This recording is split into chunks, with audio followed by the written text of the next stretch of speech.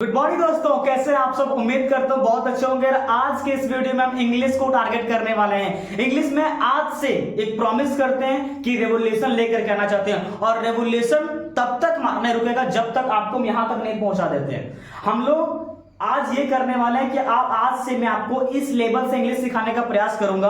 अब कई लोग सोच रहे होंगे सर इंग्लिश आपने क्यों स्टार्ट किया, आपने तो कहा था कि बहुत सारे कोर्सेज पढ़ाऊंगा, बहुत सारे सब्जेक्ट को लेकर के आना। लेकिन सर इंग्लिश ना एक आज के डेट में बच्चों को लेकर के और यूथ को लेकर के इंग्लिश एक आज लैंग्वेज नहीं है, एक ब्रांड है लैंग्वेज इंग्लिश का। तो इंग्लिश आपको आनी चाहिए, समझनी, बोलनी, लिखनी तो एटलीस्ट आपको आनी ही चाहिए। और इसलिए मैंने सबसे पहले इंग्लिश को तोड़ेंगे, फोड़ेंगे, उसको पूरा दिमाग में घुसाएंगे, देन आप पूरा फास्ट चलोगे मेरे साथ एकदम स्पीड में। लेकिन पहले ये हमारा जर्नी जो है ना, जितना दिन का रहेगा इसमें आपको साथ रहना पड़ेगा। कुछ लोग बोलते होंगे सर इन सब चीजों को हम जानते हैं, पढ़े हैं, लेकिन सर मैं यकीन मानता हूं आप जानते होंगे, लेकिन आज से मैं आपको इस लेवल से उठाऊंगा। थोड़ा सा मैं अगर नेक्स्ट स्लाइड ओपन करूंगा तो आपको पता चलेगा कि किस लेवल से मैं स्टार्ट कर रहा हूं, कहां से। एक छोटे से बच्चे को भी समझ में आएगा कि सर आप कहां से पढ़ाना शुरू कर रहे हो और कहां तक पहुंचाओगे। मेरा पूरा मिशन आपको आज समझ में आएगा। सो आज हम सबसे पहले रेवोल्यूशन लेकर आना चाहते हैं इंग्लिश वाले कोर्स में। उसमें हम इंग्लिश स्पोकन, चाहे वो स्पोकन से रिलेटेड जो भी चीजें होती हैं सब में आप पूरा कवर करेंगे। काफी लंबी जर्नी रहेगी हमारी।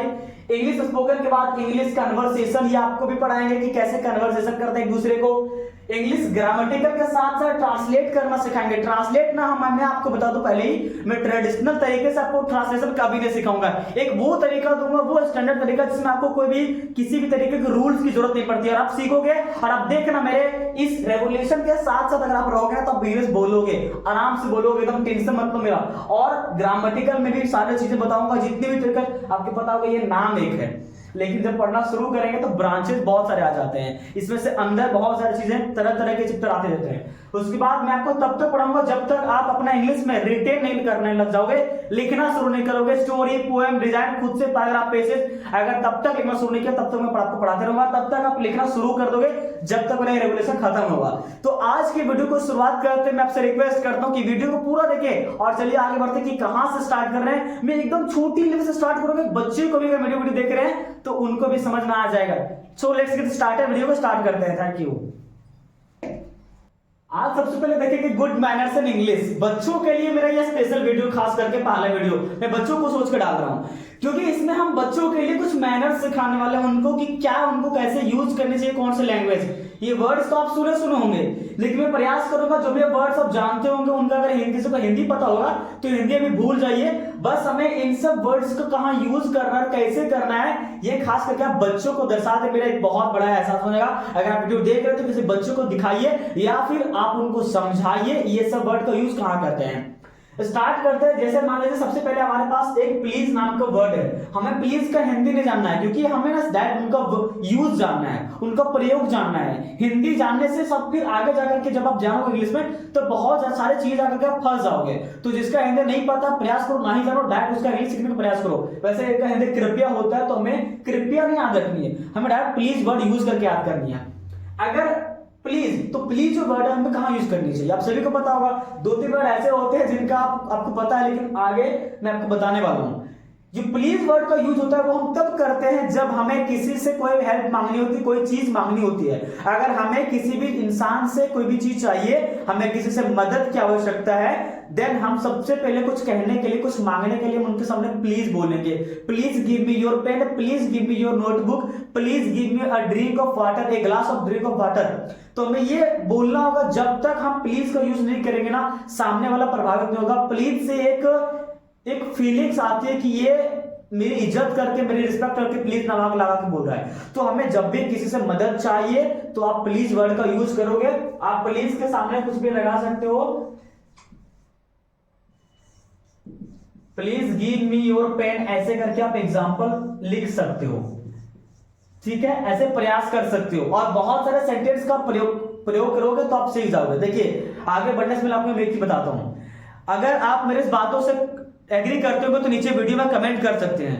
मेरा मानना यह है कि इंग्लिश सीखने के लिए ना टीचर की बहुत ज्यादा जरूरत पड़ती है और ना ही सिलेबस की। इंग्लिश बोलने के लिए, सीखने के लिए सबसे जरूरी बात होती है कि आप इंग्लिश में जो भी चीजें जान रहे हो उसको यूज करना कर रहे हो और उसकी प्रैक्टिस कैसे कर रहे हो, क्योंकि जब तक आप प्रैक्टिस नहीं करोगे वो आपके अंदर आएगा नहीं। इंग्लिश जान भी लेता है। आज देखते हैं स्कूल में क्या होता है, बहुत सारे टीचर्स आते पढ़ाने के लिए इंग्लिश के लिए, स्पोकन के अलग टीचर है, सिलेबस के लिए अलग टीचर है, कन्वर्सेशन के लिए अलग टीचर है, लेकिन फिर भी बच्चा बोलने में माहिर नहीं है, उसके अंदर डर है बोलने को, डर लगता है बोलने से। ये इसलिए हो रहा है क्योंकि अगर एक ही टीचर होता जो सिर्फ प्रैक्टिस करवाता इंग्लिश के वर्ड्स की, जो भी चीज जान रहा है, आज बच्चा पेन तो जान रहा है, पेन मीन्स कलम होता है, लेकिन वो बोल रहा है कलम। आज जान रहा है बच्चा कि बुक मतलब किताब होता है, लेकिन बोल रहा है किताब, तो कैसे सीखेगा। तो मैं आपसे रिक्वेस्ट करता हूं कि आप प्रैक्टिस करिए, जितना चीज सीखेंगे आप प्रैक्टिस करेंगे, जितना चीज सीखेंगे प्रैक्टिस करेंगे, तो आप यकीन मानिए हद से ज्यादा समय से पहले आप इंग्लिश बोलना शुरू कर देंगे। बस शर्त कि आपको प्रैक्टिस करनी पड़ेगी।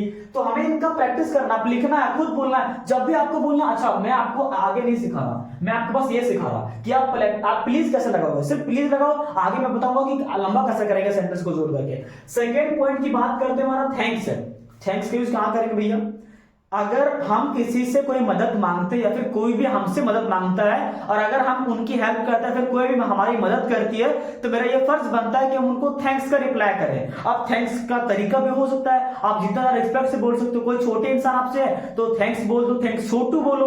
अरे आज देखते हो ना, बच्चे अगर आपकी कोई मदद कर रहे हैं उनको बोलो थैंक्स छोटू, तब वो प्रसन्न होता है, हैप्पी रहता है, आपको रिस्पेक्ट करता है, आपकी बात समझता है। लेकिन उसी को आप एटीट्यूड से थैंक्स बोलोगे तो कैसे चलेगा। आपसे कोई सीनियर है तो थैंक्स बोलोगे तो नहीं चलेगा, सीनियर वाले को बोलना पड़ेगा थैंक यू सो मच। ये कुछ ऐसा बोल लो कि सामने वाला प्रभावित हो जाए। जब आप ये सारे काम करोगे ना, तब आपसे लोग प्रभावित हुआ करेंगे।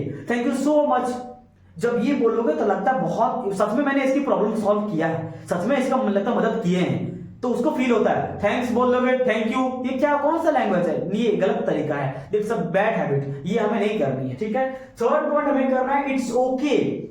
अगर कोई आपकी मदद किया, आपने उनको थैंक्स बोला, तो उसके अंदर, या फिर मान लीजिए कि मेरे को, हम किसी को, मान लीजिए हमने किसी को मदद मांगा, उसने मदद किया, हम बोले थैंक्स, लेकिन जब भी थैंक्स बोलने के बाद या फिर अगर कोई आपको थैंक्स बोल रहा है तो आपका ये फर्ज बनता है कि इट्स ओके बोलो। या फिर यहां पर आप अलग वर्ड यूज कर सकते हो, it's okay, it's okay, it's my pleaser. जब आप ये यूज करोगे ना, तब सामने वाले को लगेगा कि हाँ भैया सच में मैंने इसकी मदद किया है। आपको बोलना पड़ेगा कि हाँ मेरा ये कर्तव्य है, मेरा ये धर्म है, ये मेरी मदद करने की आदत है, ये जरूरी था। सिर्फ थैंक्स पाने के लिए मदद नहीं कर रहे थे, सच में मदद करनी चाहिए, एक मानवता के नाते, इसलिए मैंने आपकी मदद किया था। जब आप ये बोलोगे ना, सामने वाला सोचेगा हाँ इसके अंदर कुछ क्वालिटी है, कुछ स्पेशल क्वालिटी है। सिर्फ सुन करके थैंक्स, हाँ ठीक, क्या थी, थैंक्स सुनने के बाद आपके मुंह से निकलना चाहिए it's okay, it's my pleaser, ये आपको बोलनी पड़ेगी। 4 नंबर पॉइंट है वेलकम। आपको वेलकम कहां बोलनी सर आपके घर में नए नए नाना जी आते हैं, दादी जी आते हैं, नानी जी आती है, मामा जी आते हैं, आपको बोलना है welcome.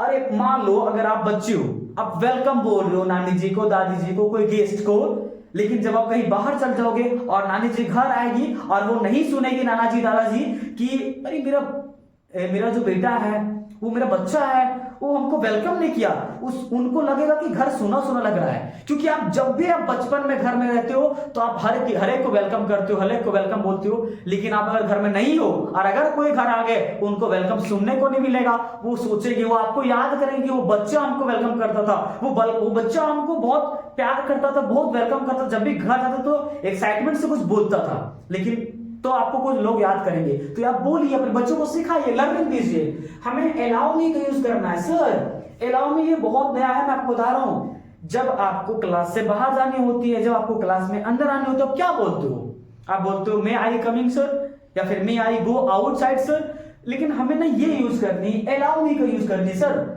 allow me to go outside sir, allow me to come inside sir, allow me to go to market sir, allow me to go home sir। ये जब बोलोगे ना, तो allow me मतलब सर हमें आज्ञा दीजिए, हमें क्या ना, वो आदेश दीजिए कि बाहर जा रहे हैं, आदेश दीजिए कि अंदर आ रहे हैं, आदेश दीजिए कि बैठ जा रहे हैं। जब अलाउ मी का यूज करोगे ना, तो वो सच में एक नया वर्ड है। ये मे आई तो हर कोई बोल रहे हैं। आज मेरे कुर्सी में आप आ जाओ, सब लोग, सब बच्चे को पता है कि मैं अलाउ मी बोलना है, हमें मे आई नहीं बोलना है। हमें एलाउ में बोलना, सारे बच्चे पता है। तो जब आप नया नया वर्ड यूज करते हो ना, नए नए ट्रेंडिंग वर्ड को, तो लोग आपसे प्रभावित होते हैं। तो मैं बोली ना allow me to go come inside sir, allow me to go outside sir, ये आपको बोलनी है एलाउ मी लगा करके। आपको मैं लिख दे रहा हूं,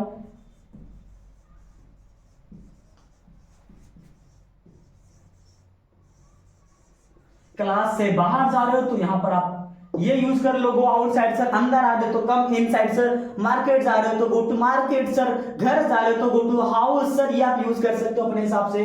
next 6 number, I after you. अगर आपसे सीनियर कोई भी है, कोई सर है, कोई आपसे बड़े हैं, आपसे कोई एल्डर है, तो अगर मान लो कुछ काम कर लो, कोई दुकान पे, शॉप पे हो, कुछ भी कहीं पर मार्केट में हो, आप लाइन लगे हो, कतार में खड़े हो, आपसे पीछे कोई आपसे एल्डर लगे हुए, उनको बोल दो आई आफ्टर यू। वो प्रभावित हो जाएंगे आपसे, बहुत प्यार करेंगे आपको। वो आई आफ्टर यू, पहले आप कर लो, पहले आप खा लो, पहले आप पी लो, पहले आप खरीद लो, कुछ भी कर लो, पहले सामने वालों को, पहले अपने से बड़े वालों को आगे लेकर के आओ। दूसरों को जब आगे लागे ना, तो वो सोचेगा, आज देखो तो लंबी लाइन कतार खड़ी हुई है, अगर आप अगर सोचो कि अगर आपको कोई एक लाइन से आगे कर देगा तो कितना अच्छा होता है। बैंक में खड़े हो तो, दुकान में खड़े हो तो, अगर आपको कोई आगे करता है एक लाइन से, एक आदमी से आगे करता है, आपको अच्छा लगता है। तो जब आप खुद किसी को बोलोगे कि आई आफ्टर यू सर, पहले आप कर लो, पहले आप खरीदो, पहले आप कुछ काम कर लो, फिर मैं खाऊंगा, फिर मैं खरीदूंगा, सामने वाला सोचेगा आपके बारे में, आपसे बात करना चाहेगा, आपसे प्रभावित हो जाएगा।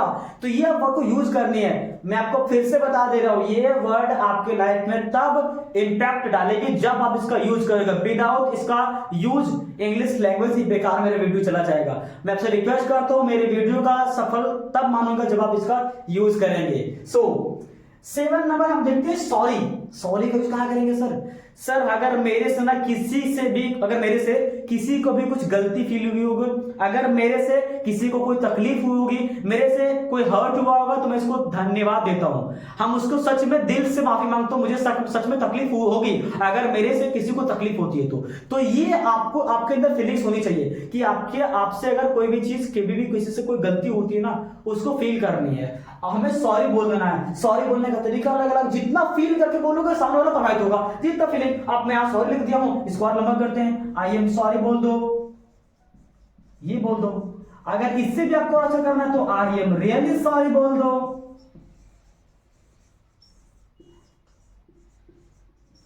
जब सर आप ये बोलोगे ना सर, प्रभावित हो जाएगा सामने वाला, पिघल जाएगा कि चलो कोई बात नहीं, गलती किया, सॉरी बोल दिया, कोई दिक्कत नहीं है। तो ये सामने वाला इंपैक्ट डालता है सामने वाले पे, तो आपको यू यूज करनी है। 8 नंबर में ओ माय गॉड यूज करनी है सर। किसी का एक्सीडेंट हो गया, किसी का कुछ नुकसान हो गया सर, आप वहां हंसोगे नहीं ना सर। ये समझो आप पहले, किसी की भी चीज होती है, किसी का भी जान होता है, किसी की भी कुछ भी नुकसान हुआ चीज, तो आपको फील करना है कि हाँ वो सच में एक्सीडेंट कर गया, ओ माय गॉड सच में बहुत बड़ा दुर्घटना हुआ। ये आपको बोलनी है। थोड़ा जब आप बोलोगे ना तो कोई सुनेगा ना तो कहेगा कि हाँ, कि उसकी फीलिंग्स आपके अंदर है। आप भी एक इंसान के नाते आपको तकलीफ होती है, चीजों को खोने से, चीजों के गिरने से, चीजों को खो जाने से आपको भी तकलीफ होती है। ये ओ माय गॉड का यूज करनी है आपको। 9 पॉइंट आपको यूज करनी है, एक्सक्यूज मी का यूज करनी है। सर आप ये ध्यान रख लो, हम ना क्या करते हैं ना कि जाते हैं कहीं भी जगह पर जहां पर हमें अननोन पर्सन से बात करनी पड़ती है, कभी कभी होता है ऐसा, तो हमें क्या करना ना, अननोन पर्सन से बात करने से पहले हमें उनको एक्सक्यूज मी सर आपको यूज करनी है। यहां पर आप सर या फिर आप मैम का यूज कर सकते हो। देखो मैं आपको बता दूं, जिनसे आप पढ़ते हो, जिनसे आप ज्ञान लेते हो, सिर्फ वही सर नहीं होते। हमारी एक रिस्पॉन्सिबिलिटी बनती है कि हम सामने वाले को, चाहे वो सामने वाला गरीब से भिखारी, चाहे तो किसान ही क्यों ना हो, लेकिन हम उनको रिस्पेक्ट दें। इसीलिए आप अननोन पर्सन से बात करने जा रहे हो तो आप excuse me sir, excuse me ma'am बोलो। सामने वाला क्या है डजंट मैटर। ये आपकी पर्सनैलिटी को दिखाता है कि आप सच में पढ़े लिखे एजुकेटेड इंसान हो। तो ये आपको करनी है। 10 नंबर में आपको करना है कि सर गुड मॉर्निंग का विश करना है। देखते हो मेरे को, आप हर एक वीडियो में गुड मॉर्निंग विश करते आता हूं। समय चाहे कुछ भी हो, गुड मॉर्निंग बोलो। लेकिन अगर आप और डिटेल बात करोगे टाइमिंग के अनुसार, तो ये गुड आफ्टरनून हो जाएगा। आफ्टरनून 12 के बाद, 12 PM के बाद, फिर रात के पहले आपको शाम हो जाएगा। फिर तो ये अलग अलग कंडीशन होती है टाइमिंग के अनुसार, लेकिन मैं ज्यादा यूज करता हूं गुड मॉर्निंग। मेरा मानना ये कि समय चाहे कुछ भी हो, अगर आप अलग अलग हम लोग हैं तो समय चाहे कुछ भी हो, डेली आपको विश करेंगे गुड मॉर्निंग। तो आप अगर इन सभी का यूज करते हो तो रियली आपको इंपैक्ट नजर आएगा 21 डे में। मात्र 21 डेज का यूज करिए। आगे का नहीं पता हमको क्या बोलेंगे सर, लंबा लंबा भूल जाता है सर आगे बोल करके। लेकिन सर आप जो मैंने वर्ड आपको दिया ना सर, वो वर्ड्स को यूज करिए। सिर्फ वर्ड्स को देख करके आप इंपैक्ट करिए, सोचिए, बोलिए आगे क्या लंबा लंबा कैसे जोड़ेंगे और सारे वर्ड्स मिला करके एक पूरा पैराग्राफ लिखना आपको सिखा करके ही रहेंगे, ये मेरा वादा है। तो आप पहले शुरू वाला स्टार्टिंग वाला वर्ड यूज करिए, देन आप पूरा सीख जाओगे। तो उम्मीद करता हूँ ये वीडियो आपको अच्छा लगा होगा और मेरा वीडियो बनाने का सफल होगा, तब मेरा मकसद सफल होगा जब आप इन 10 चीजों में से आप 6% भी चीजों को भी आप अगर यूज कर रहे हो ना, तो मेरा वीडियो बनाने का सफर जो है ना सुहाना हो जाएगा। 6 चीजों का यूज करो मात्र। हमेशा मैं बोलता हूं कि जब भी पढ़ाता हूं ना, तो 60% मेरे चीजों का यूज क्या करो, बहुत मजा आएगा। मानता हूं कि कुछ चीजें भूल जाओगे, कुछ हट जाओगे, लेकिन फिर भी 60% चीजें को कभी कोई भूलता नहीं इतना। तो 6 चीजें ऐसी खोजो जिसको आप डेली प्रैक्टिस करोगे। अगर आप डेली प्रैक्टिस करोगे तो मैं विश्वास दिलाता हूं कि आप इंग्लिश बोलोगे, सीखोगे, लिखोगे, सब कुछ कर सकते हो। तो उम्मीद करता हूं वीडियो आपको अच्छा लगा होगा। सारे प्यारे प्यारे बच्चों को ये वीडियो शेयर करिए, बच्चों को दिखाइए। आप खुद एजुकेटेड है, किसी और को एजुकेट करिए। इन 10 वर्ड्स के बारे में किसी को बताइए। मिलते हैं आपसे एक नेक्स्ट वीडियो के बाद, तब तक के लिए बाय बाय, टेक केयर, बहुत बहुत धन्यवाद।